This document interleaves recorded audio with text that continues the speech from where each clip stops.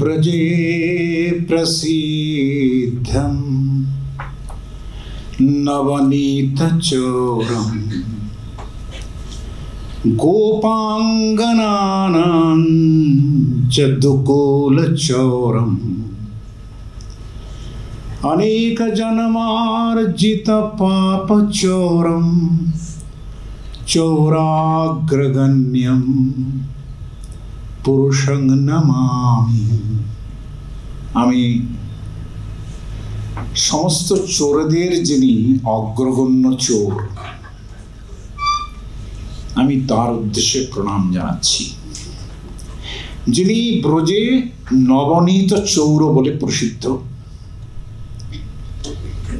যিনি আমাদের সমস্ত পাপ চুরি করে নেন। অনেক পাপ করে থাকলেও নিয়ম অনুসারে কর্মফল এমন জিনিস যে যেখানে যেমন যেমন পাপ করেছেন সে পাপগুলো ভোগ করতে হয়, কিন্তু আমার এই কবি তিনি বলছেন আমাদের সমস্ত পাপ তিনি চুরি করে নেন।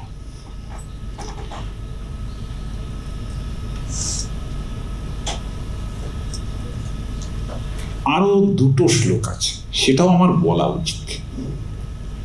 শিশু কৃষ্ণ যদিও, কিন্তু এ কেমন শিশু সেটা পরে বিচার হবে।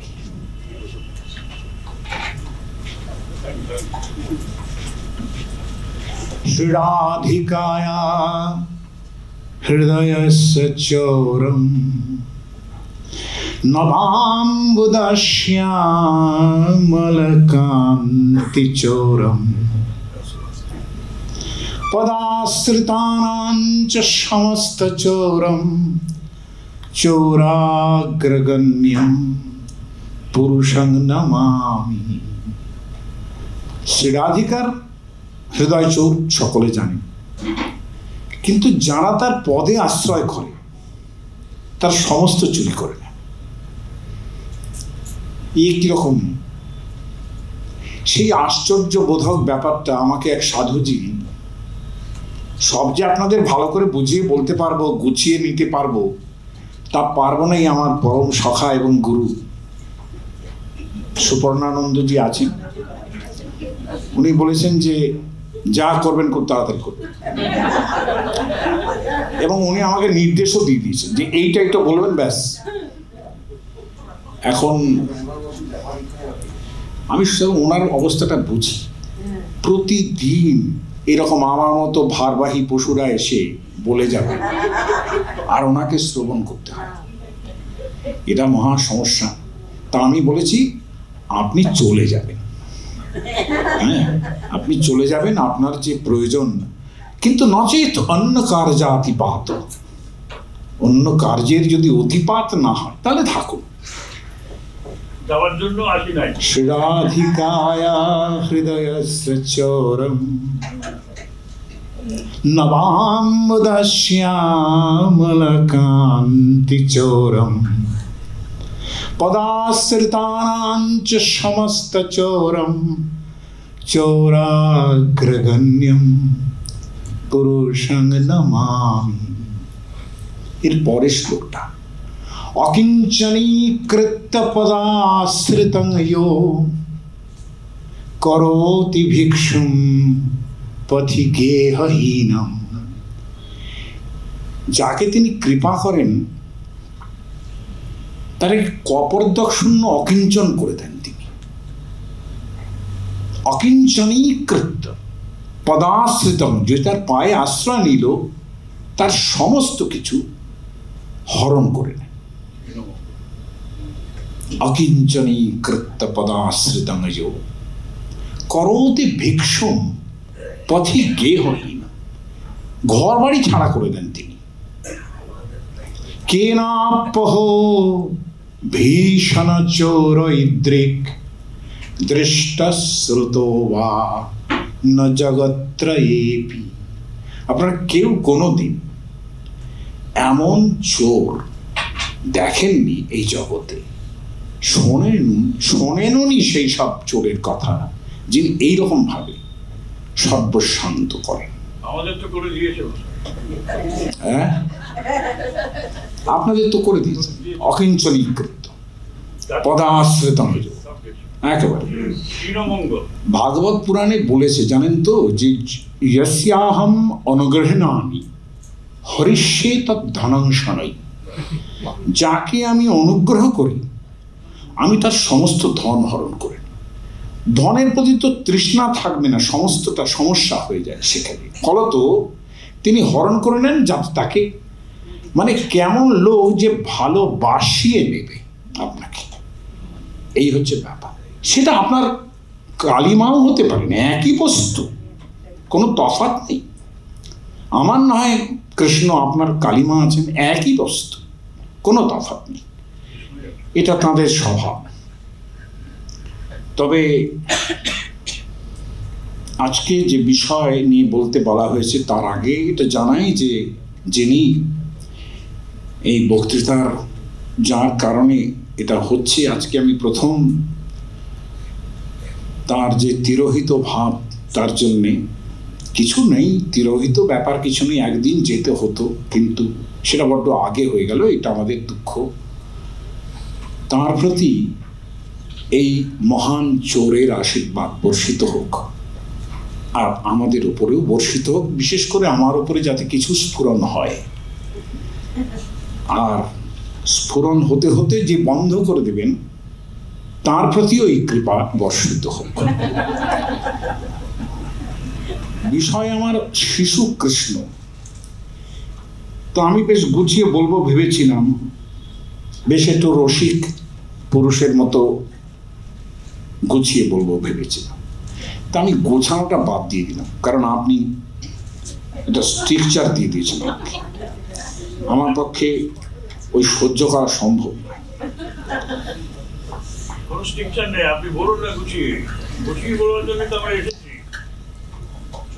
আমার বক্তব্যটা হচ্ছে কি জানেন, যে এই যে চোর যারা হয়, এই যে এত বড় একটা চোরের কথা বললাম, চোরের মধ্যে সবসময় একটা বালক স্বভাব থাকে, শিশু স্বভাব থাকে। শিশু স্বভাব না থাকতে পারে চুরি করা যায় না। আপনি যদি বলেন যে প্রখ্যাত চোরদের কি সেই রকম বালক স্বভাব আছে? আছে। কারণ দেখুন, সে জানে আমি ধরা পড়তে পারি, এ সমস্ত কিছু জানে, জানা শোনা সত্ত্বেও সে চুরি করতে যাচ্ছে, মানে যে রিস্ক নিচ্ছে, এটা বালক ছাড়া কেউ করে না। তাদের মধ্যে বালক স্বভাব অবধারিতভাবে থাকতেই হবে। আর একটা সামান্যতম গল্প এ সম্বন্ধে বলা যায়। যে রচনা করেছেন তিনি আমাদের বিদ্যাপতি, যিনি আমাদের অত বড় একজন কবি, বৈষ্ণব পদাবলীর জন্য বিখ্যাত, কিন্তু অনেকেই জানেন না যে তার অনেক অনেক বই আছে সংস্কৃতে, কীর্তি পতাকা, কীর্তি, তারপরে এরকম ধরনের বইপত্র অনেক কিছু আছে। যে যে রাজার সঙ্গে তিনি বাস করেছেন একত্রে, তার সম্বন্ধে একটা করে বইপত্র আছে, এবং অসামান্য দু একখানা বই আছে যেগুলো গল্পের বই। সেই গল্পের বইয়ের মধ্যে একটা গল্প আছে, সেটা আপনাদের একটু সামান্য শুনিয়ে আমার শিশু কৃষ্ণের পথ পরিষ্কার করতে চাই। যে আমি বলতে চাই যে চোরদের মধ্যে সবসময় একটা বালক স্বভাব থাকে। আমার মনে আছে যে আমি একটা বই তাকে উৎসর্গ করেছি, আমার অত্যন্ত প্রিয় দাদা, তিনি এখনও বেঁচে আছেন, 92 বছর বয়স তাকে, এখন তিনি বিছানায়। এতদিন তিনি শালগ্রাম সেবা করেছেন দিন ধরে, এখনও আছেন আর কি। এখন সেবাটা আমার উপরে এসে পড়েছে, এইটা আর কি। এটা হয়তো তার কৃপা, আমি করতে চাই না কিন্তু কানে ধরে করাচ্ছে, এই আর কি। এখন আমার মনে আছে যে আমার যখন বয়স কম, আর যৌবন সন্ধি, অবধারিতভাবে নিশ্চয়ই সেই বালক স্বভাব যৌবন সন্ধি পর্যন্ত এগিয়েছে, যে আমি প্রতিদিনই তার, তখন ওই করকরে নোট পাওয়া যেত, উনি যে টাকা নিয়ে আসতেন, ওই 1 টাকার নোট, 2 টাকার নোট, এগুলো সব পিন করা থাকতো। তো পিনটা খুলে নিতেন নিজের প্রয়োজনেই। তো সেখান থেকে আমি প্রতিদিনই 1টি করে টাকা চুরি করতাম। এখন এটা উনি পরবর্তীকালে আমি স্বীকার করেছি, এবং একটা বই উৎসর্গ করেছি, যার কাছ থেকে টাকা চুরি করেছি তার প্রতি আমি জানালাম। এই আর কি। আমার মনে হয় সেই পাপ চুরি করে নিয়েছেন ভগবান, কিংবা তিনিও চুরি করে নিয়েছেন। তো এই যে চোরের মধ্যে বালক স্বভাব থাকে, তার একটা উদাহরণ দিচ্ছে। একটা সময় বভূব কাঞ্চি নাম নগরী, বিদ্যাপতি গল্প লিখছেন, বভূব কাঞ্চি নাম নগরী তস্যাং সুপ্রতাপ নাম রাজা। কাঞ্চি নগরীতে সুপ্রতাপ নামে এক রাজা ছিলেন। সেই রাজ্যে কাঞ্চিতে কস্যচিৎ ধনিকস্য ধনং চোরয়ন্তশ্চত্তারশ্চৌরা সন্ধিদ্ধারী রাজপুরুষেণ প্রাপ্তা, রাজপুরুষই প্রাপ্তা। অর্থাৎ কিনা সন্ধি, শীত কাটছে যখন, সেইখানে 4 জন চোর ধরা পড়ে গেল। তারা তাকে ধরে, 4 জন চোরকে ধরে রাজনী নিবেদিতা, রাজার কাছে তাকে নিবেদন করল। রাজা বললেন ঠিক আছে, এদের কি করো, এই চতুরোপি চৌরান এতান শূলমারোপ্য মারয়। বিদ্যাপতির ভাষা খুব সহজ, সংস্কৃত বললেও বুঝতে পারবেন, যে শুলে চড়িয়ে মেরে ফেল।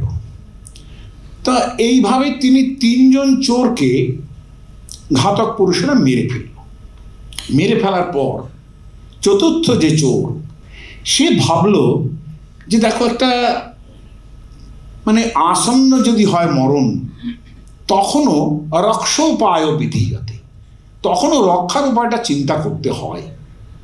হ্যাঁ, উপায়ে সফলে রক্ষা, উপায় যদি সফল হয় তাহলে রক্ষা পেলাম, আর নিষ্ফলে নাধিকং মৃতে, আর নিষ্ফল যদি হয়তো মৃত্যুর বেশি তো কিছু হবে না, এমনিও মরছি অমনিও মরব, ঠিক আছে।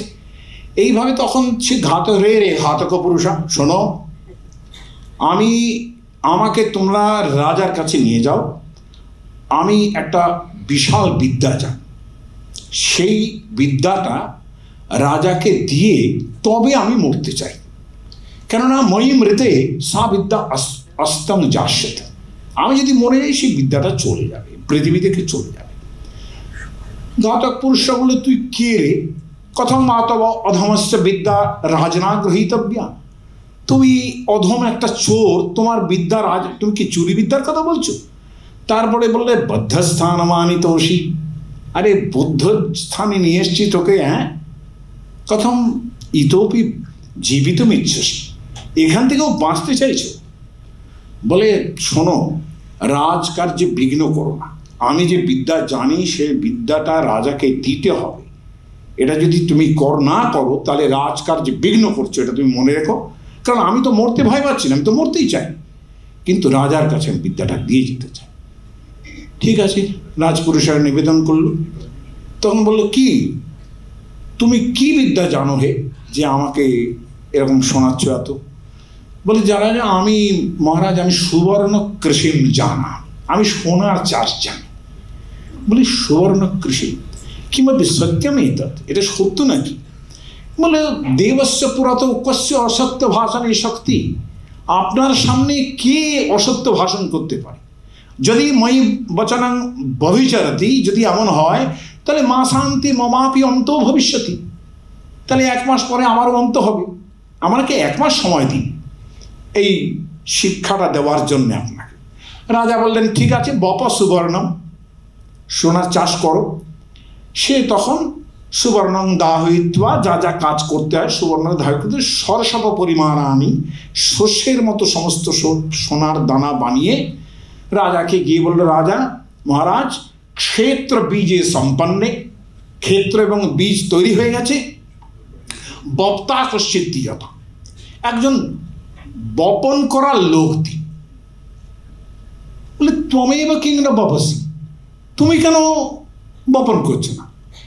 বলে যদি সুবর্ণ বপনে চৌরস্য অধিকারও ভবেত তথা কিমহং তেন দুঃখী ভবামি, তাহলে আমি এতদিন এত দুঃখী থাকি।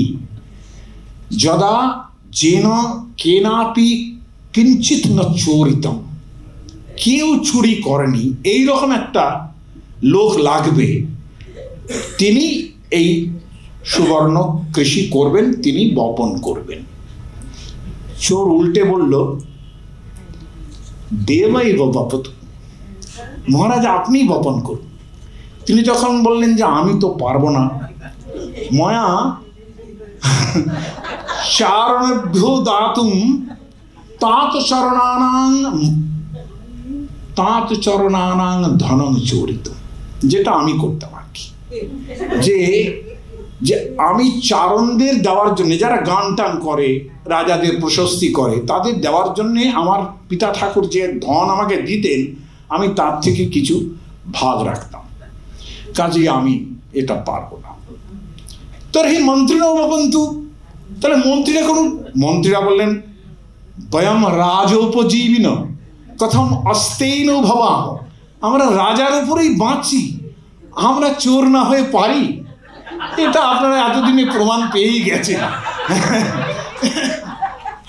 বয়ং রাজোপজীবিন কথম অস্তেইন ভবাম, আমরা মন্ত্রী, আমরা রাজাদের উপরেই বাঁচি, আমরা কি চোর না হয়ে পারি? আমাদের দ্বারা হবে। তার আমি ধর্মাধ্যক্ষ অপতি, তাহলে ধর্মাধিকরণের যিনি বিচারশালা, তার যে উনি অধ্যক্ষ, তিনি করুন।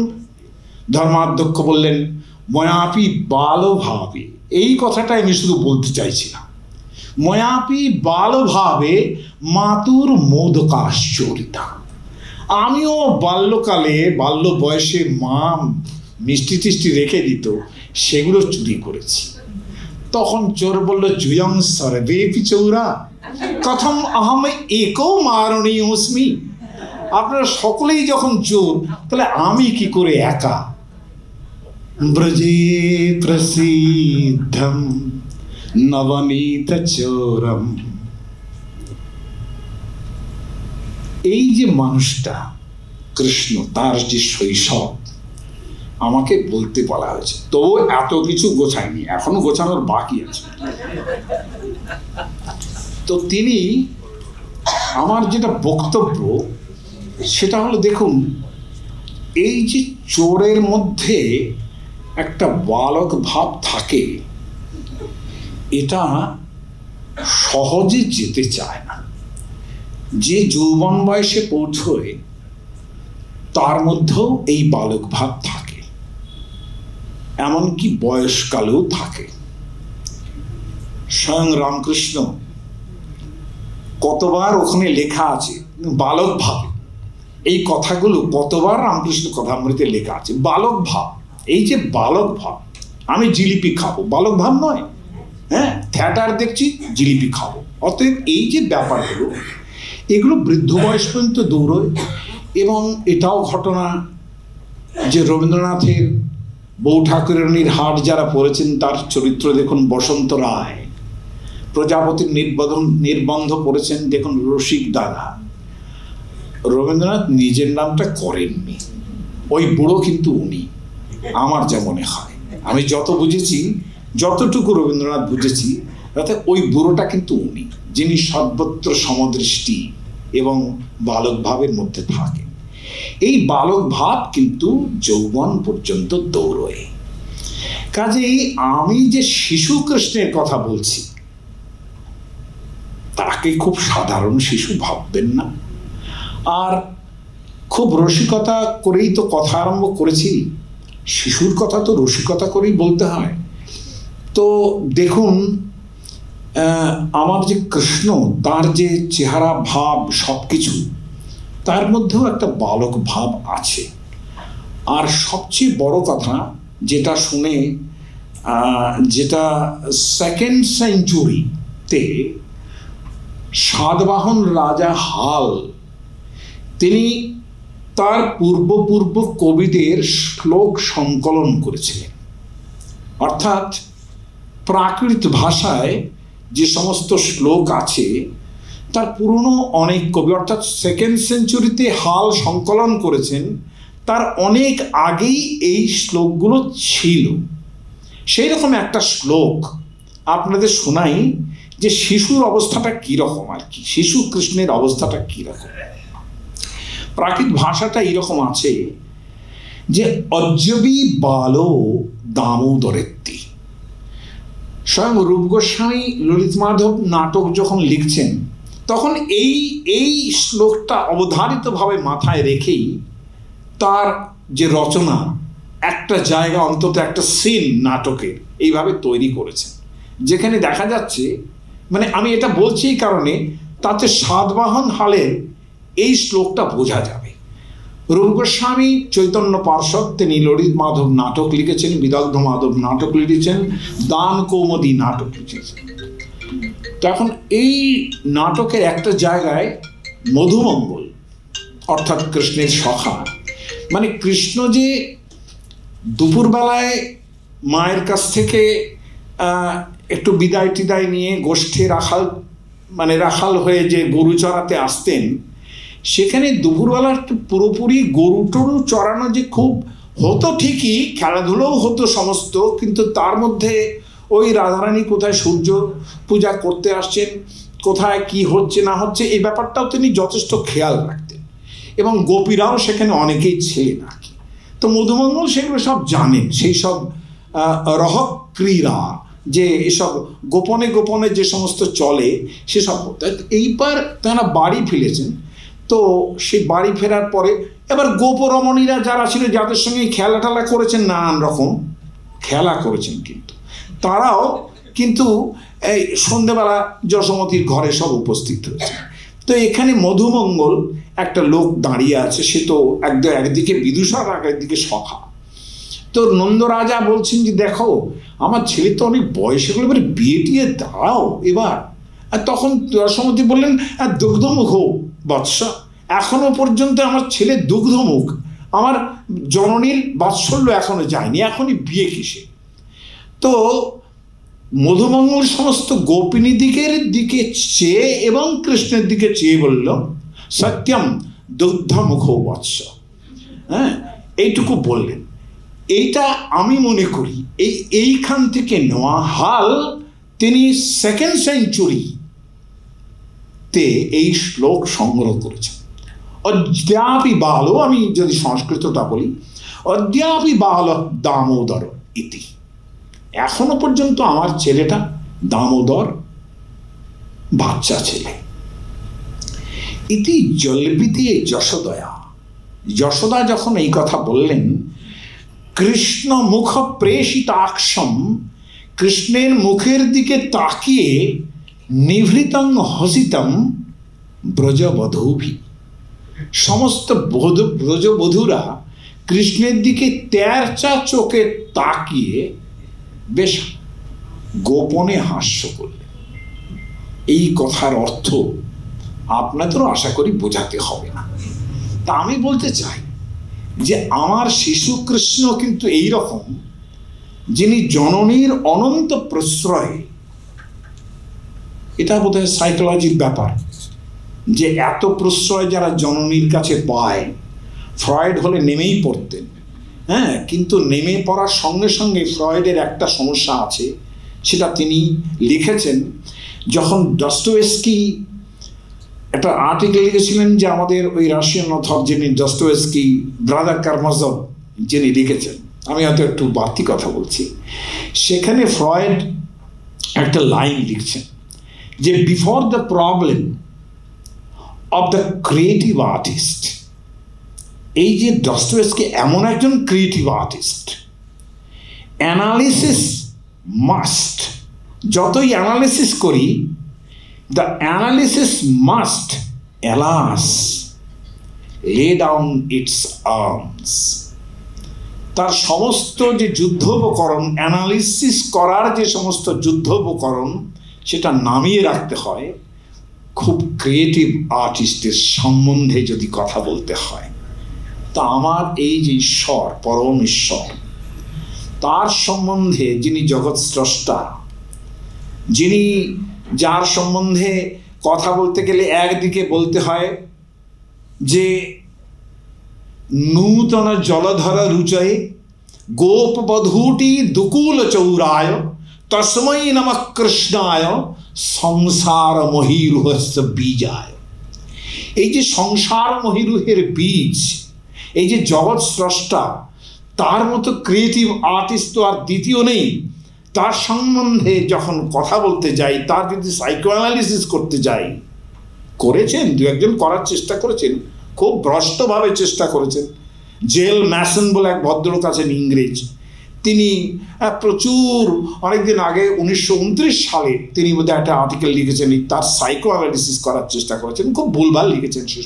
সেসবের মধ্যে যাচ্ছি না, অত বিদ্যে আমি ফলাতে আসিনি। কিন্তু কথা হচ্ছে ইনি এমন একজন ক্রিয়েটিভ আর্টিস্ট, তার সম্বন্ধে যদি এইটা বলতে চাই যে ইনি যশোমতীর প্রশ্রয়ে তার এমন অবস্থা হয়েছে যে যৌবন পর্যন্ত তাই তার শিশু শৈশব বালভাব রয়ে গেছে। এটা খেয়াল করে দেখুন যে তার আইডেন্টিটি প্রকাশ করার কি ক্ষমতা। চিন্তা করুন যে যখন একটা আসবেন বনে রাখাল, হ্যাঁ, রাখালের ড্রেস যখন আমরা সব গোষ্ঠলীলা করি না, তখন দেখা যাবে বেশ একটা গোপদের মতো একটা বেশ ভালো করে বেঁধে, হ্যাঁ, ছোট্ট একটা কাপড় পরিয়ে তাকে আমরা গোষ্ঠে পাঠাচ্ছি, রাখাল বালক। কিন্তু আমরা ভাগবত পুরাণে যেরকম দেখছি, বরহা পীরম নটবর বপু কর্ণয় কর্ণিকারম, তিনি বরহা পীর, মাথায় তার ময়ূরের পুচ্ছ, হ্যাঁ, এবং নটবর বপু, এই কথাটা খেয়াল রাখতে হবে। এই কথাটা আমি আবার বলবো, নটবৎ তার যে আচরণ, অর্থাৎ তিনি যে বিশ্বস্রষ্টা, তিনি যে এই লীলার মধ্যে প্রবেশ করেছেন, নটবৎ। বরহা পীরম নটবর বপু কর্ণয় কর্ণিকারম বিভ্রদবাস কনক কপিশম বৈজয়ন্তীং চ মালম রন্ধ্রান বেনরধর সুধয়া। কেন তুই রাখাল, তুই এ করতে আসছিস, তুই গরু জড়াতে আসছিস, তোর অত বাঁশি শোনানোর দরকারটা কি আছে? রন্ধ্রান বেনরধর সুধয়া পূরয়ন গোপবৃন্दै বৃন্দারণ্যম স্বপদরমণম প্রাবিশৎ গীতকীর্তি। তিনি ঢুকছেন স্বপদ রমন, যেখানে পা ফেলতে তার ভালো লাগে সেই রকম জায়গায়। তার বেশটা কিরকম? বরহা পিনো, মাথায় ময়ূরপুচ্ছ। আরে ময়ূরপুচ্ছ, এটা ভাবুন তো, কোনো নর্মাল বালক এরকম সাজে? হ্যাঁ, ওরকম একটা কালো চেহারা, তার মধ্যে হলুদ রঙের কাপড়, চিন্তা করা যায়? এরকম কন্ট্রাস্ট সাজা, এই কি কল্পনা করা যায়?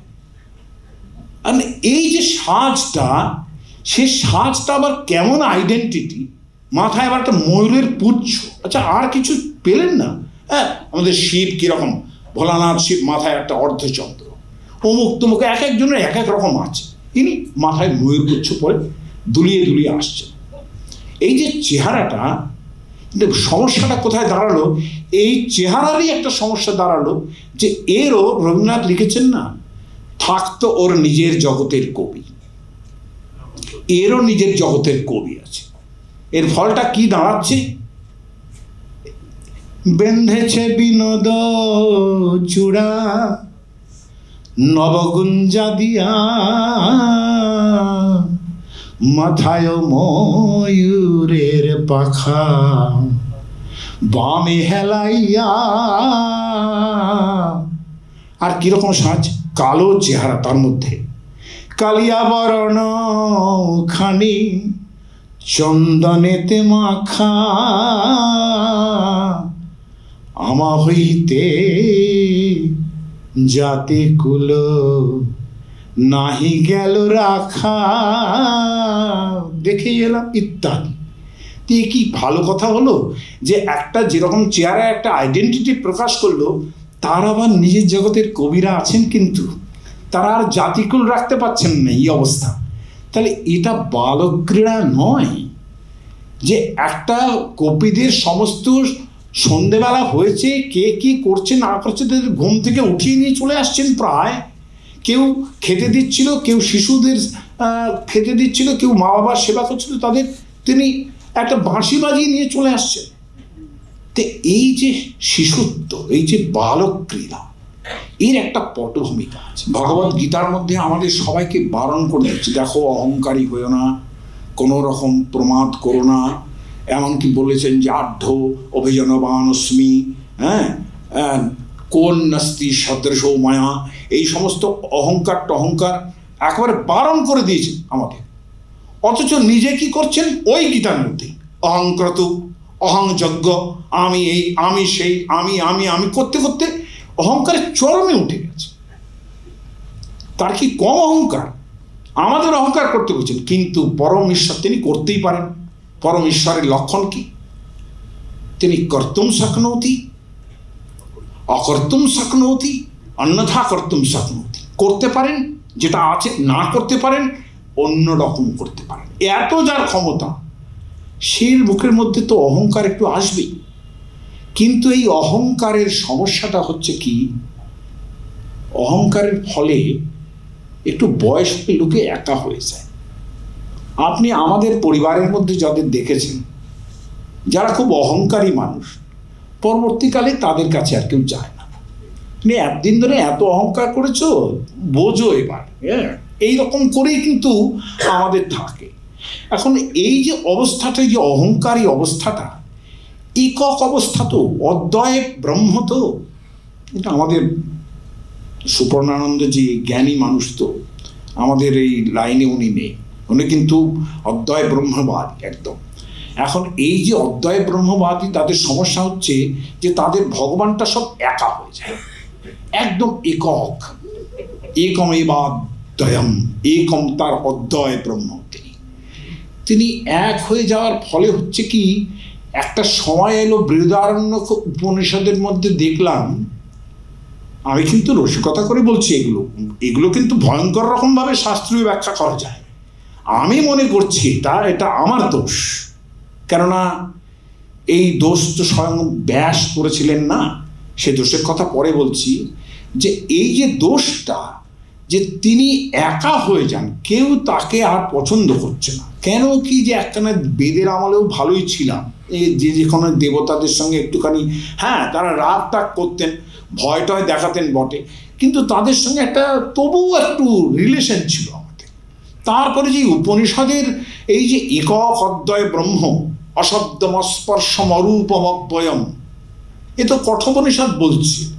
আমি বলি ওরকম নয়, অশব্দম মানে ওর সঙ্গে আর কথা বলা যায় না। হ্যাঁ, অস্পর্শম, ছোঁবো যে তার উপায়, এত বড় মানুষ, তাকে ছোঁয়ার উপায় নেই। হ্যাঁ, অশব্দম অস্পর্শম অরূপম অব্যয়ম, তিনি দেখাই দেন না, তাই না? দেখবো কি করে? অব্যয়, আমাদের সঙ্গে দেখা না করলেও তার ক্ষতি নেই, কোনো বৃদ্ধিও নেই, কিছুই আসে যায় না। এরকম করতে করতে আমি দেখলাম যে বৃহদারণ্যক উপনিষদের মধ্যে এই পরম ঈশ্বর পুরুষ বড় একা হয়ে গেছে, এটা আমার মনে হচ্ছে। কেন কি, একা হওয়ার ফলটা কি? একা হওয়ার ফলটা এইরকম হলো, দেখুন এই যে লাইনটা আমি বলবো, তার পরের লাইনটাই আমার উপচিত, আমার শিশু কৃষ্ণের জন্য। এই যে একা হয়ে গেলে, মনশ্চক্ষুরাদের বিমুক্ত স্বয়ং যো, উপনিষদের ব্রহ্ম, মন চক্ষু এদের সঙ্গে কোনো কানেকশন, তার থেকে তিনি বিমুক্ত। অথচ মনশ্চক্ষুরাদের, মনশ্চক্ষুরাদি যত মন চক্ষু ইত্যাদি আছে, তার তিনি মন এবং চক্ষু। বলেছেন ভগবান কৃষ্ণ, হ্যাঁ আমি মানে অহংক্রতুর অহং যজ্ঞ যখন বলছিলেন, তখন বলেছেন নিবাস শরণং সুহৃদ, তিনি নাকি আমাদের অন্তর্যামী হয়ে থাকেন। তো অন্তর্যামী হয়ে থেকে কি লাভ? তুমি থাকো সাক্ষী চৈতন্যের মতো, সমস্ত সাক্ষী চৈতন্যের মতো থেকে অন্তকালে কি হবে? যমের কাছে রিপোর্ট করবে, হবে? আমরা পছন্দ করছি না ওটা। অন্তর্যামী পুরুষ, তিনি সাক্ষী চৈতন্যের মতো থাকেন, তিনি কোনো কিছুর সঙ্গে গা লাগান না, আমার কর্মের ভার নেন না, কোনো কিছুর সঙ্গে তিনি নেই, অন্তর্যামী হয়ে আছেন। তিনি অঙ্গুষ্ঠ মাত্র পুরুষ, তিনি আমার ভেতরে আছেন, কোনো কিছুর মধ্যে তিনি গা লাগাবেন। তাহলে তোমার কাজটা কি? অন্তকালে যখন আমার দেহ প্রয়াণ হবে, তুমি গিয়ে যমরাজের কাছে রিপোর্ট করবে, এই করেছো ওই করেছো? আমি সেটাও পছন্দ করছি। এইসব করেছেন এতকাল, করার ফলটা হলো যে বৃহদারণ্যকের যে কুঠুরি গৃহ, সেখানে তিনি একা হয়ে গেছেন। সেখানে একা একা কি অবস্থা? সো অবিভেদ। একা একা থাকলে কি হয়? ভয় পায় মানুষ, যত বড় মানুষ হন না কেন তার ভয় করবে। ঈশ্বর পুরুষের, পরব্রহ্ম পুরুষ যাকে প্রজাপতি বলা হয়েছে এখানে বৃহদারণ্যক উপনিষদে, তিনি ভয় পাচ্ছেন। সো অবিভেদ। কেন? তস্মাৎ একাকী বিভেতি, যেহেতু একা থাকলে পরে ভয় করে। এখনো পর্যন্ত মানুষ যদি বিশাল চত্বরের মধ্যে একটা ছোট্ট বাড়ি বানিয়ে তার মধ্যে একা থাকে না, তার ভয় করবেই। পরম পুরুষেরও ভয় করছে। যস্মাদ একাকী বিভেতি সহায়ম ঈক্ষান চক্র, তিনি মনের মধ্যে আলোচনা করলেন। বৃহদারণ্যক উপনিষদ বলছে যস্মাদ অন্যন নাস্তি, কেউ যখন এখানে নেই, কস্মান্ন বিভেমি, তাহলে আমার ভয় কিসের? মানে ভয় যারা পায় তারা কিন্তু নিজের মধ্যে আবার সান্ত্বনা দেওয়ার চেষ্টা করে। হ্যাঁ, কিছুদিনে কি আছে, ওই শব্দ হয়েছে, ওই জিনিসের শব্দ হয়েছে, খুব বৈজ্ঞানিকভাবে ভাবার চেষ্টা করে, তখন ওইটার শব্দ হয়েছে, তাই জন্য এরকম হলো। তারপরে আবার আস্তে আস্তে একটু আবার শব্দ ভয় পেতে আরম্ভ করে। হ্যাঁ, তো এইটা হচ্ছে ওনার। তুমি নিজের মধ্যে একটু সামলে সামলে বললেন যে যস্মাদ অন্যন নাস্তি কস্মান্ন বিভেদ, অন্য কিচ্ছু নেই, আমি ভয় পাবো কেন? ততই বা আসছে ভয়ং বিয়ায়, পরম পুরুষ বলে কথা, তার ভয় চলে গেল। কস্মাব্দি অভ্যাসেত, কেন? ভয়ের ব্যাপার তো কিচ্ছু নেই, কেন? দ্বিতীয়াদ বই ভয়ং বিভেতি ভয়ং ভবতি, দ্বিতীয় যে আছে তার থেকেই তো ভয় হয়। এই দ্বিতীয়র মানে কিন্তু শাস্ত্রীয় ব্যাখ্যা কিন্তু সাংঘাতিক। উনি বলছেন দ্বিতীয় যে আছে তার থেকে ভয় হয়।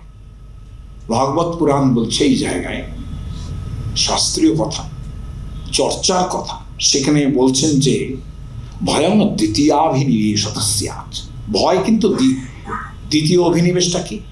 আমরা যেই জগতে আছি, এই যে মাইক বিশ্ব, এই কথাটার অর্থ আমি অন্য অর্থ নিচ্ছি।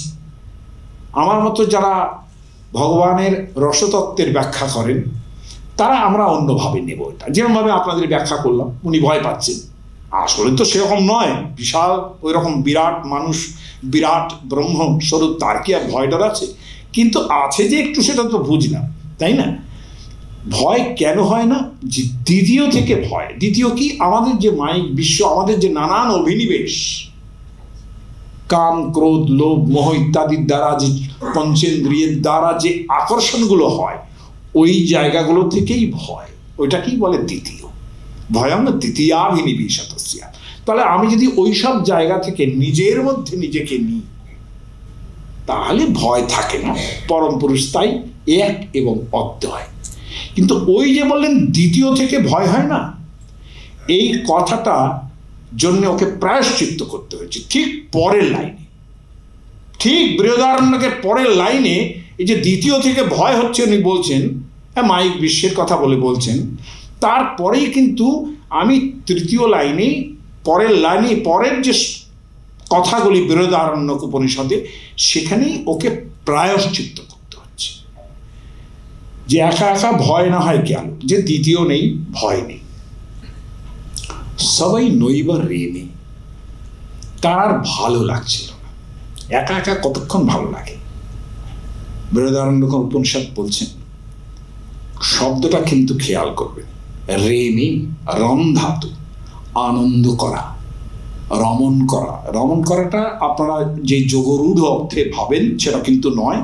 রমণ করা মানে আনন্দ করা, খুশি হওয়া। হ্যাঁ, এইটা হচ্ছে রম ধাতুর অর্থ। সবাই নইবা রেমি, তার আর ভালো লাগছে না, কিচ্ছু ভালো লাগছে না। কেন ভালো লাগছে না? তস্মাৎ একাকিন রমতে, যেহেতু একা একা ভালো লাগে না। আয় এবার ভগবান, তুমি একক অদ্বয়, এসো। দ্বিতীয় থেকে তোমার ভয় আছে, ঠিক আছে, মাইক বিশ্ব থেকে তোমার ভয় আছে, ঠিক আছে। তখন তো ভয় পাচ্ছিলে, এখন ভালো লাগছে না। এই মন কেমন করা যে ব্যাপার, সেই জায়গা থেকে সব দ্বিতীয়ম ঐচ্ছৎ, বললাম না প্রায়শ্চিত্ত করতে হবে, তার দ্বিতীয় একটা চাই।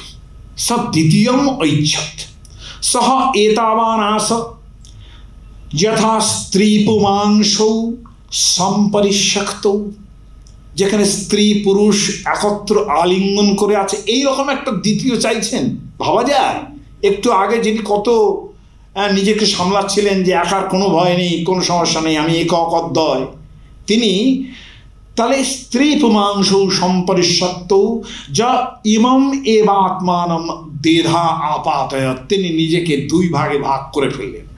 তত পতিশ্চ পত্নী চা ভবতাম, তখন পত্নী হলেন, পতি হলেন। তা এত যদি হলেন, তস্মাদিদম অর্ধ বৃগলমিব, এটা একটা অসাধারণ শব্দ। আর যারা বলেন না যে চাইনিজ প্রভাব থেকে এই শব্দটা তৈরি হয়েছে, যে মেয়েরা হচ্ছেন অর্ধেক আকাশ, বৃহদারণ্যক অনেক অনেক আগে, খ্রিস্টপূর্ব অন্তত 800 শতাব্দী খ্রিস্টপূর্ব, সেখানে বলছেন তস্মাদ ইদম অর্ধ বৃগলম। বৃগল মানে হচ্ছে আপনারা যে ঘুগনির দানা খান না, ডাল, ঘুগনির যে কলাই, ওটা যদি ওপরের আস্তরণটা সরান তাহলে ওটা ভেঙে যাবে, তাই না? তাহলে প্রত্যেক পুরুষ এবং প্রত্যেক স্ত্রী হচ্ছে ওই অর্ধ বৃগল। এরা এক হলে তবে একটা মানুষ হয়। বৃহদারণ্যক উপনিষদের বক্তব্য এইরকম। ইতি স্ম আহ যাজনবল্ক, যাজ্ঞ বলছেন এই কথাটা। তিনি বলছেন তস্মাদ অয়ম আকাশ স্ত্রিয়া পূর্জাতে এব। এই আকাশ, এই যে বিশাল আকাশ যেখানে বসেছিলেন তিনি একক, স্ত্রিয়া পূর্জাতে এব, স্ত্রীর যাতা স্ত্রী লোকের দ্বারা পূর্ণ হয়। তাহলে কারা অর্ধেক আকাশ বললেন? যারা জানেন না এটা তারা জেনে রাখুন, যারা সংশোধন করে দেবেন তাদের, যে অর্ধেক আকাশ কথাটা তোমাদের নয়, আজকের নয়, খ্রিস্টপূর্ব 8ম শতাব্দীতে তস্মাদ অয়ম আকাশ স্ত্রিয়া পূর্জতে এব তাং সমভত তত মনুষ্যা অজায়ন্ত। এই মনুষ্যের সৃষ্টি। আমার বক্তব্য হচ্ছে এই যে রমমান জগৎ, এই যে আমি বললাম না বৃন্দারণ্যম, এই যে প্রাবিশত কোথায়? তার স্বপদ রমণ, স্বপদ রমণ, নিজের যে রমণের জায়গা সেইখানে তিনি ফিরলেন, নিজের যে খেলা করার জায়গা। খেয়াল করে দেখবেন শিশু কৃষ্ণের যে জায়গাগুলো কিভাবে বিস্তারিত হচ্ছে। যখন আমাদের রাসক্রীড়া হবে, সে আমি কি দেরি করে ফেলেছি না অলরেডি? আর একটু আছে, তাহলে হয়ে যাবে। আপনাকে আমি স্যাটিসফাই করে দিচ্ছি এক্ষুনি।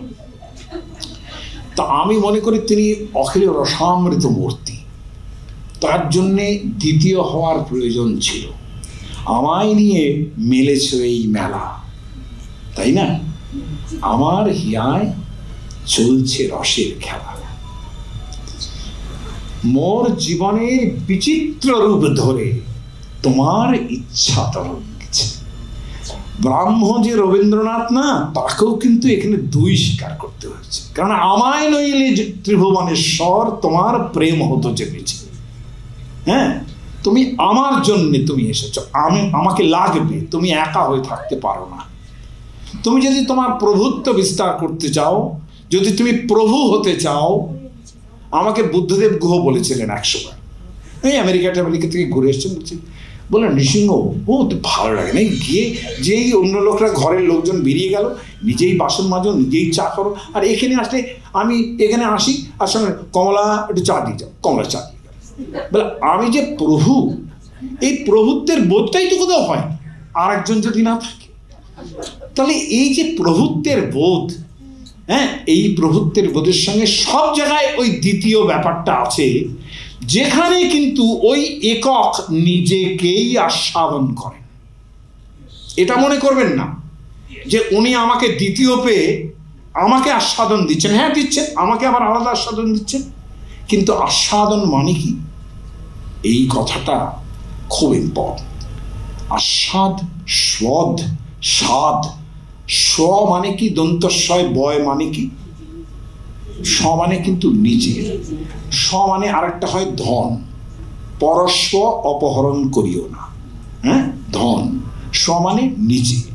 তাহলে আমি নিজেকেই আস্বাদন করছি। কিন্তু আমি যে বৃহদারণ্যক উপনিষদ বলছে, নবারে পুত্রস্য কামায় পুত্র প্রিয় ভবতি, আত্মনস্য কামায় পুত্র প্রিয় ভবতি।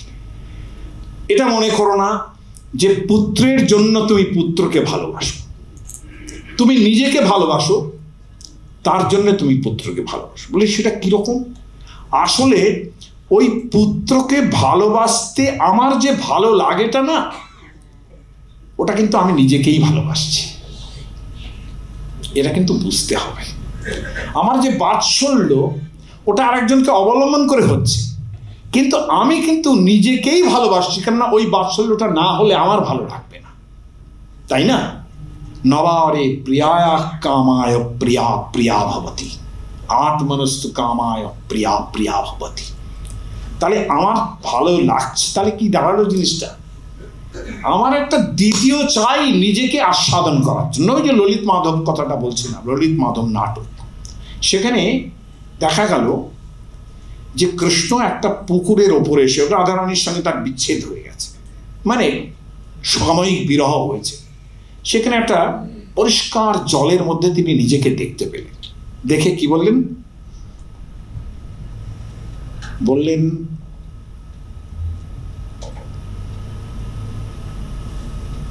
শ্লোকটা মনে পড়ছে না,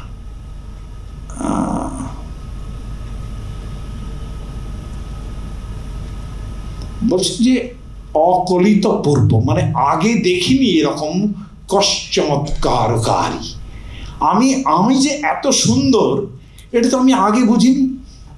হ্যাঁ, এবং তারপরে অপরিকলিতা পূর্ব চমৎকারী, আমি এরকম তো কখনো আগে দেখিনি। এই পুকুরের মধ্যে নিজেকে দেখে আমার মনে হচ্ছে আমি তো বেশ সুন্দর, কিন্তু এই সুন্দরটা আমি নিজেকে আস্বাদন করব কি করে? লাস্টে একটা অদ্ভুত উপমা দিচ্ছেন, রাধা নেই, বলছেন স্বরাভাসং উপভক্তুম কাময়ে রাধিকে, রাধা যেরম করে আমাকে আস্বাদন করে না, আমি সেরম করে নিজেকে আস্বাদন করতে চাই। তার মানে আস্বাদন করতে গেলে একটা দ্বিতীয় লাগে। আপনি যদি নিজের রূপ দেখতে চান, আপনার একটা আয়না লাগবে। প্রথম একটা আয়নার মধ্যে আপনি আপনাকে দেখবেন, না বেশ আই এম লুকিং ফাইন, এই যে ব্যাপারটা, তাহলে আয়নার মধ্যে যাকে দেখছেন সে কিন্তু আপনি, তাই না? চৈতন্য চরিতামৃতকার বলছেন, দর্পণাদ্যে দেখি যদি আপন মাধুরী, আস্বাদিতে স্বাদ হয় আস্বাদিতে নারী। কিন্তু দর্পণের মধ্যে যদি নিজেকে দেখি আস্বাদন করতে পারি না। কিন্তু ওই রকম একটা আয়না যদি রাধারানী হন, তাহলে আমি আস্বাদন করতে পারি। রাধারানী কিন্তু একটা আয়না, যাকে কৃষ্ণ নিজেকেই আস্বাদন করছেন। বাৎসল্য রসে যশোমতীর কাছে শিশু কৃষ্ণ কিন্তু একটা আয়না, যশোমতী বাৎসল্য আস্বাদন করছেন ওই শিশু কৃষ্ণটার মাধ্যমে, নইলে তিনি আস্বাদন করতে পারছেন না। এবং সেই আস্বাদনের ফল কিরকম, কত স্বার্থপরতা তৈরি হয়, কিরকম এই বাৎসল্য রসের স্বার্থপরতা কিন্তু সাংঘাতিক। হ্যাঁ, এই টিফিন নিয়ে যাচ্ছে বাচ্চা, তুই নিজে খাবি কিন্তু সবগুলো বিলিয়ে দিস না, এসব করতে থাকে। আর এর চিন্তা করবেন এর কিরকম, আমি পুরো এগুলো মনে নেই আমার। হ্যাঁ, থাকলে পরে আরো পরিষ্কার করে বুঝিয়ে দিতে পারতাম যে কি স্বার্থপর মানুষ তিনি। হ্যাঁ, এই স্বার্থপর তো বাৎসল্যের গুণ, বাৎসল্যের মজা। হ্যাঁ, আমার শপথি লাগে না যাইও ধেনু আগে, পরাণের পরাণ নীলমণি। যাচ্ছে রাখাল, সঙ্গে গরু টরু সব যাচ্ছে, তিনি কৃষ্ণকে কিভাবে বাঁচাচ্ছেন? বলাই ধাইবে আগে, বলরাম আগে আগে যাবে, আর শিশু বামভাগে, আর সমস্ত শিশুরা বাঁ দিকে ডান দিকে সব থাকবে, তুমি কিন্তু মাঝখানে থাকবে, তুমি তার মধ্যে যাই। হ্যাঁ, আমার কথা শুনো, কিন্তু এখন তো মোবাইল হয়েছে। আর উনি কি বলছেন? তুমি যখন যাবে, যেতে যেতে কিন্তু বাঁশি বাজাতে থাকবে। হ্যাঁ, মানে আমি বুঝতে পারবো যে তুমি আছো। হ্যাঁ, তাহলে এই মোবাইলের সঙ্গে কত তফাৎ, কতটুকু। হ্যাঁ, ভঙ্গ করবি কিন্তু, ঠিক ব্যাপারটা তাই। হ্যাঁ, সাদা মাসি তোমাকে পড়তে হবে, বাঁশিটা পড়ে থাকতে হবে। অতএব তুমি কিন্তু, এইবার আমি বলতে পারি, আমার মনে হয় তত্ত্বকথা খুব রসিকতার আকারে যতটুকু বলেছি, তাতে আমার মনে হয় এখন সময় এসেছে কৃষ্ণের সেই বাল্য লীলা, বাল্য ভাবটা। আরো অনেক কথা ছিল, বলবো না, বলেছি যে প্রতিজ্ঞা করেছি আমি ওনাকে আজকে আমি করব না, সেভাবে প্রতিজ্ঞা করেছি। হ্যাঁ, প্রতিজ্ঞা আমি ভঙ্গ করবো না। এখানে একটা জিনিস, যে শিশু কৃষ্ণের যে লীলা, সেটা ভাগবত পুরাণে এত চমৎকার একটা অধ্যায় আছে। উনি বলেছেন যে ওইটুকু বলে শেষ করে দেবে, কিন্তু ভূমিতা না করলে সেটা হয়। হ্যাঁ, সেখানে দেখা যাচ্ছে একদা গৃহদাসীষু যশোদানন্দ গেহিনী কর্মান্তরণযুক্তাসু নির্মমন্থ স্বয়ং দধি। একদিন হলো এইরকম, সমস্ত গৃহের যে দাসীরা যারা, তারা বলেন তোমাদের আজকে কিছু করতে হবে না, আজকে আমি করছি। মাঝে মাঝে হয় গিন্নিমার মনে হয় যে আমি রান্নাটা নিজে করি। বাবা, একটা ব্রজরাজ তো তার স্বামী, ফলে গৃহে খানিক আছে। আর এটা এই বিষয়ে যদি বলতে চান তাহলে আর একটা হিস্ট্রি হয়ে যাবে, যে এরা হচ্ছে ব্রজভূমি। ব্রজভূমি মানে কিন্তু এটা ভাববেন না যে এটা একটা রাজাদের ব্যাপার। একদম প্রত্যেক রাজাদের একটা ব্রজভূমি থাকতো। শুধু এটা ভাববেন না যে বৃন্দাবনই শুধু ব্রজভূমি, এটা ভাববেন না। হ্যাঁ, সেকালের দিনে ব্রজ মানে হচ্ছে সেই জায়গাটা যেখানে গোচারণ করা হতো, কাউ ব্রিডিং করা হতো, ইত্যাদি ইত্যাদি। হ্যাঁ, এই হচ্ছে ব্রজ। না, আমরা সব গান টান করছি বটে। হ্যাঁ, যদি বল ব্রজে যেতে, আছে না এইসব গান? চরণ ধুলায় ধূসর হবে, তবে ব্রজ গোপীর নয়ন জলে চরণ পাখলিবে। এসব গান তো আছে। যদি বল ব্রজে যেতে, এসব কমলা ঝরিয়ে টরিয়ে গিয়েছেন সেকালে। যাই হোক, এই যে ব্রজভূমি, ব্রজরাজ, তার সঙ্গে মোটামুটি কংসের মোটামুটি জানাশোনা ছিল, তার পয়সাপাতি আছে, কাজেই গৃহে দাসী টাসী প্রচুর আছে। তাই একদা গৃহদাসীষু যশোদানন্দ গেহিনী কর্মান্তরণে যুক্তাসু, তাদের অন্য কর্মে পাঠিয়ে দিয়ে নির্মমন্থ স্বয়ং দধি। ইয়ানি ইয়ানি গীতানি তদ্বাল চরিতানি চ দধি নির্মন্থনে কালে স্মরন্তি তান্ন গায়ত। তিনি ওই বাচ্চা কি করেছে না করেছে, যা নতুন বাচ্চা হলে যেমন লোকের বাড়িতে গেলে বলে না, আমার ছেলে এই করছে, আমার তো দেখবেন অনেক সময় বিরক্তই লাগে, এত তুই ছেলের গপ্প করছিস, বাপরে বাপ। তো যশোদার তাতে কোনো নেই, যশোদা হচ্ছে তার প্রধান উদাহরণ। হ্যাঁ, ইয়ানি ইয়ানি গীতানি তদ্বাল চরিতানি চ, সব গান গাইছেন তিনি, আমার কৃষ্ণ কি করে না করে। দধি নির্মন্থনে কালে স্মরন্তি তান্ন গায়ত। সৌমং वासक पृथुकटि तटे बिभ्रति सूत्रनद्धम पुत्र स्नेह स्नुत कुचजुगम यात कंपंच शुभ्रु रज्ज्वाकर्ष श्रम भुज चलत कंकणौ कुंडले च श्विन्नं वक्त्रं कवर विगलन मालती निर्ममंथ। তিনি দধি মন্থন, এই আমার সংস্কৃত শ্লোকটা শুনে বোঝা যাচ্ছে তো কি করছেন তিনি। হ্যাঁ হ্যাঁ, কবর বিগলন মালতী, তার মাথার থেকে সমস্ত মালতী ফুল পড়ে যাচ্ছে। ভাগবতের টিকাকারেরা বলেছেন কি জানেন, যে এই যে মালতী ফুল থেকেই বুঝতে পারছি এটা কার্তিক মাস হবে, অর্থাৎ কার্তিক মাসে এই দামোদর সূত্র পড়তে হবে। বুঝতে পেরেছেন, এটা দামোদরের ব্যাপার। হ্যাঁ, তো এই যে কবর বিগলন মালতী নির্মমন্থ, কি হয় টাইম হয়ে গেছে। ও আচ্ছা, এইটা হয় সমস্ত ফুলই না সমস্ত কালের মতো একটা ওভারল্যাপ করে। হ্যাঁ, সেটা নিয়ে একটা অন্য গল্প আছে, পরের দিন কোন দিন বলা যাবে।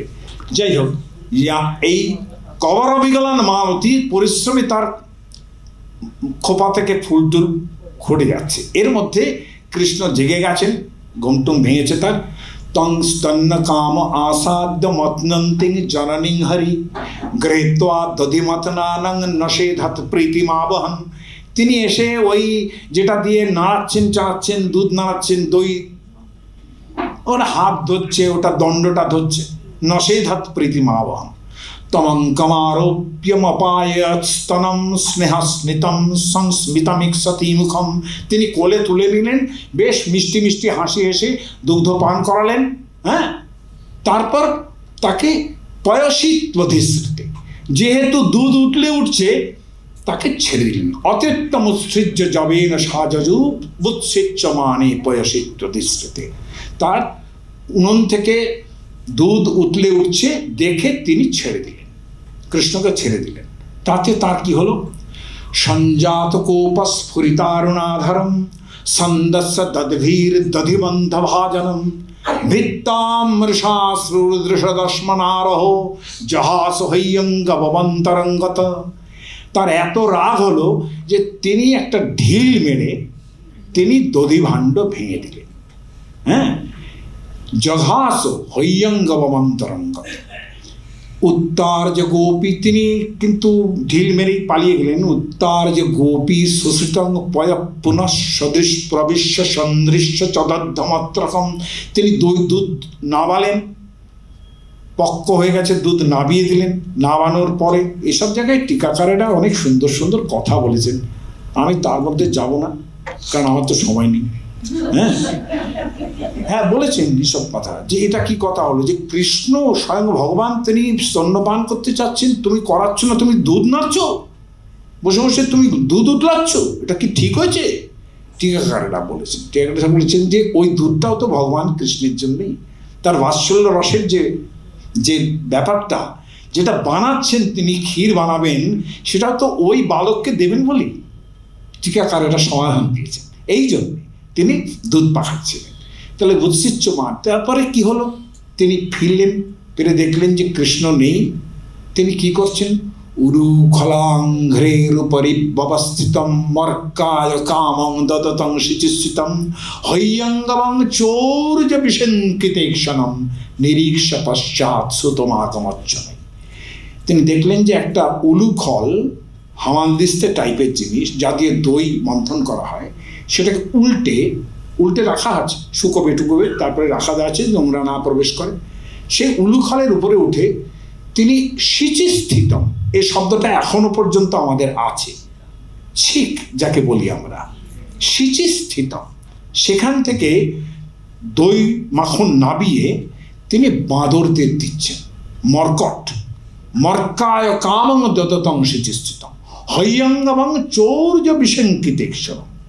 কি বলেছিলাম যে চুরি করার মধ্যে বালক ভাব থাকে, সবসময় তার ভয় থাকে যে আমি যদি ধরা পড়ে যাই। তাহলে চৌর্য বিশঙ্কিতেক্ষণম কি দেখলেন? মা আসছেন। তাম আত্মজষ্ঠিং প্রশমিক্ষ সত্তর, তাকে হাতে লাঠি নিয়ে আসতে দেখেই স্ততোরিহ প্রসার ভীতবৎ, তিনি সঙ্গে সঙ্গে ওই উলুখলের জায়গা ছেড়ে দৌড় আরম্ভ করলেন। যশোদা কি করলেন? গোপ্যন্ন ধাবন্ন জমাপ যোগিনাং সমং প্রবেষ্টুং তপসেরিতং মন।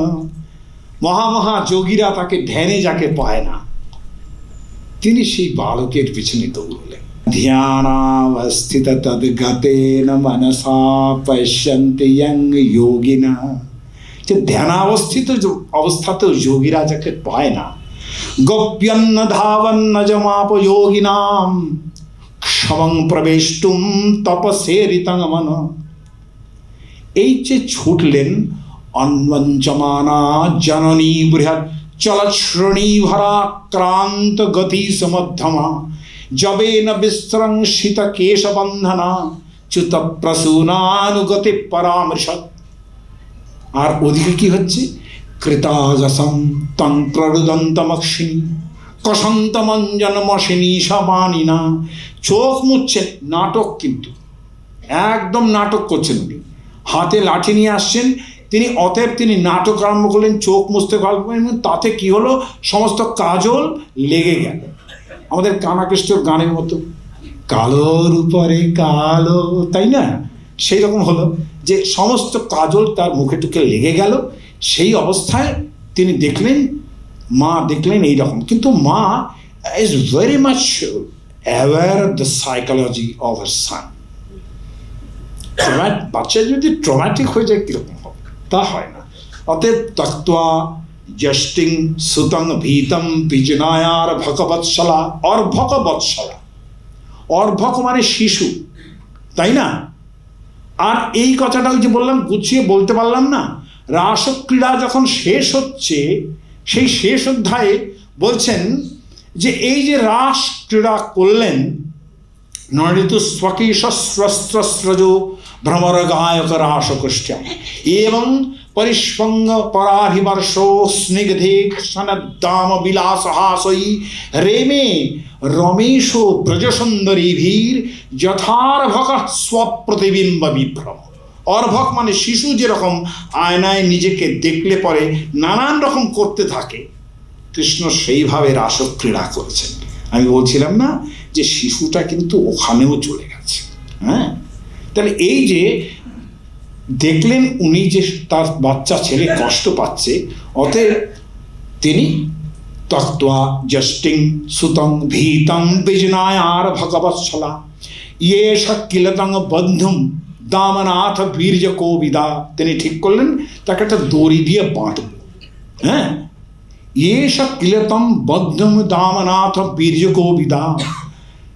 এখানে ভাগবতের কবি বলছেন নচান্ত ন বহির্যস্য ন পূর্বম নাপি চাপরম পূর্বাপরং বহিশ্চান্তর জগতো জগচ্চ, যিনি জগৎ, যিনি স্বয়ং জগৎ, যার অন্ত নেই, পূর্ব নেই, পশ্চিম নেই, এই যে বিশাল তিনি, তাকে তিনি তমত্বাত্মজমব্যক্তম মর্তলিঙ্গম অধোক্ষজম গোপিকৌলুখলে দামনা ববন্ধ প্রাকৃতম যথা, প্রাকৃত শিশুর মতো তিনি তাকে দড়ি দিয়ে বাঁধবেন বলে ঠিক করলেন। তদ্দামবদ্ধমানস্য, দড়ি দিয়ে বাঁধবার ঠিক করলেন। তদ্দামবদ্ধমানস্য স্বার্ভকস্য কৃতাদশ দঙ্গুলোনম অভুত্তেন সন্দধেয়ন্নাচ্চ গোপিকা।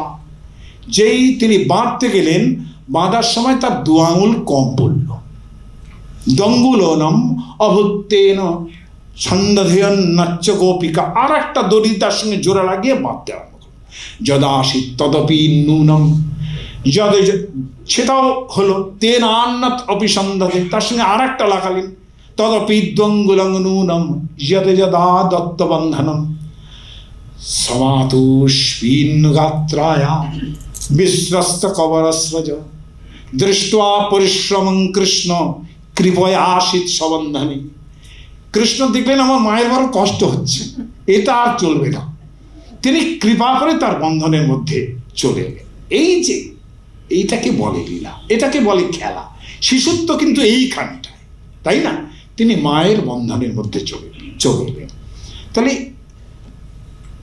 এবং সন্দর্শিতা জীবেন হরিণা বৃত্তবৎসতা, ভগবান ভক্তকে কত ভালোবাসেন। ভক্ত বললাম কেন? সমস্ত টিকাকারেরা চৈতন্য চরিতামৃত থেকে আরম্ভ করেছেন, বলছেন দাস্য রস থেকে আরম্ভ করে একেবারে শৃঙ্গার রস পর্যন্ত সব জায়গায় একটা দাস্য আছে। জননী যে এত রান্না করছে, এত খাচ্ছে, দাস্যভাব নেই, তাই না?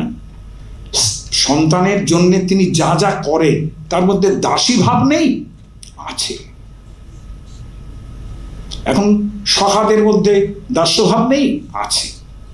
এই আমার বইটা আজকে ব্যাগটা তুই বাড়ি নিয়ে যা, আছে, দাস্যভাব আছে। সব জায়গায় দাস্যভাব অনুষ্ঠিত, শৃঙ্গারের মধ্যে পড়ছে।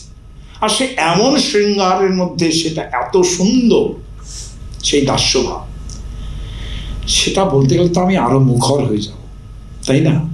রাধারানীর নিজস্ব বক্তব্য সেই ললিত মাধব নাটকের মধ্যে সখীরা বলছে, ওরে তুমি একে মন দিও না, অত্যন্ত বাজে লোক, চঞ্চল ছোট লোকের সঙ্গে এই মানুষের সঙ্গে কথা বলো না করতে, এতবার তোমাকে অসুবিধে করছে, এতবার তোমার মন ভেঙে দিচ্ছে, তবু এত ভালো লাগে।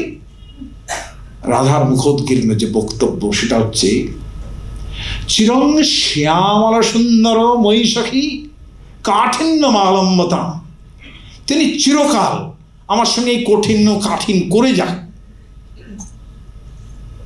চেতো জন্মনি জন্মনি প্রণয়িতা দাস্যং নমে হাস্যতি। এই আমার যে চিত্ত জন্মে জন্মে আমি তার দাসী হয়ে থাকবো। হ্যাঁ, মীরাবাইয়ের তো কথা আছে না, মেনে চাকর রাখো চাকর রাখো চাকর রাখো। এই যে ব্যাপারটা, দাস্যটা কিন্তু অনুসৃত থাকে। সমস্ত প্রেমের মধ্যে দাস্য অনুসৃত না থাকলে দেহি পদ পল্লব উদারমও হতো না, উল্টো দিক থেকে, তাই না? তাহলে এই যে এবং সন্দর্শিত আহ্যঙ্গ হরিণা বৃত্তবশ্যতা, তিনি ভক্ত প্রাণধন, ভক্তের মধ্যে দিয়ে লীলা করছেন, আমার মধ্যে দিয়ে তিনি লীলা করছেন, আমায় নইলে ত্রিভুবনেশ্বর। এই যে ব্যাপারটা, সেইটা সেই লীলা তার সার্থক হতো না যদি না তিনি এই বালভাবে সর্বত্র প্রবেশ করতেন, বালভাবে সমস্ত রসের মধ্যে তিনি প্রবেশ করেছেন, তাই না? একদম বাৎসল্য থেকে শৃঙ্গার, দাস্য থেকে সখ্য, সব কিছুর মধ্যে। এটাই তার খেলা, এটাই তার বালক ক্রীড়া, এটাই শিশু কৃষ্ণ। সকলকে ধন্যবাদ। ওই তো গাইলাম, সারা সময় ধরে গাইলাম তো। হ্যাঁ, তো গাইলে তো আমাকে ওইটাই গাইতে, ওই তো ব্রজে প্রসিদ্ধম নবনীত চৌরম গোপাঙ্গনানাম চতুকুল চৌরম অনেক জন্মার্জিত পাপ চৌরম চৌরাগ্রগণ্যম পুরুষং নমামি।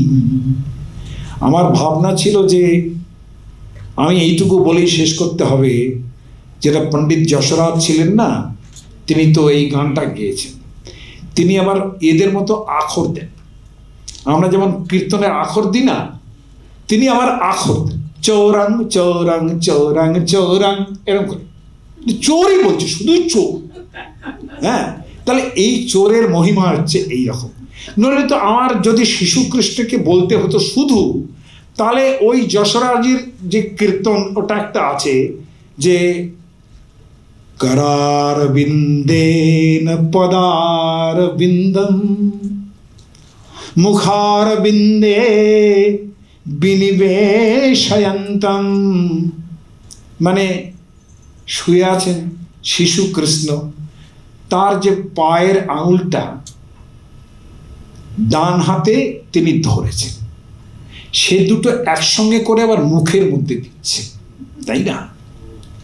করার বিন্দেন পদার বিন্দম মুখার বিন্দে বিনিবেশয়ন্তম বটস্য পত্রস্য পুটে শয়ানম ওয়ালং মুকুন্দম মনসা স্মরামি।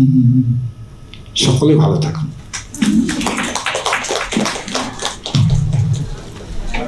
নমস্কার। এতক্ষণ পরমা দত্ত রায় স্মারক বক্তৃতায় শুনলেন শিশু কৃষ্ণ। বাংলায় আলোচনা করলেন অধ্যাপক নৃসিংহ প্রসাদ ভাদুড়ী। জানাচ্ছি পরবর্তী দুটি অনুষ্ঠানের কথা। আগামীকাল বৃহস্পতিবার সন্ধ্যা 6টা থেকে শিবানন্দ হলে কঠোপনিষদের আলোচনায় স্বামী আত্মপ্রিয় আনন্দজি মহারাজ।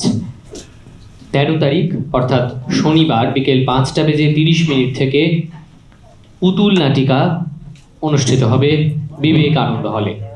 অনুষ্ঠানটিতে সকলের অবাধ প্রবেশ। ধন্যবাদ, নমস্কার, শুভরাত্রি।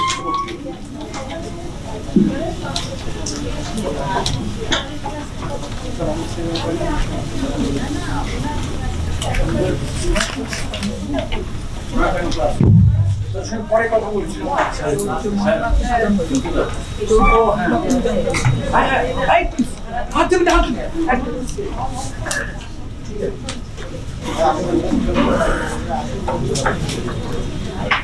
কথা বলছিলাম,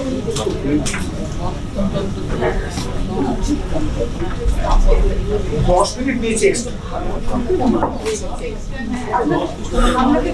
না একদম না, আপনি একদম সুন্দর কাজ গেছেন, অভিভূত হয়ে গেছেন আপনার গান।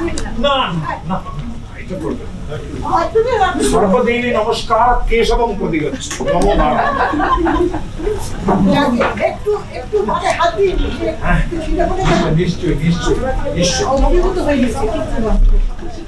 ভীষণ ভালো লেগেছে। আসবে আবার শিখিয়ে শিখিয়ে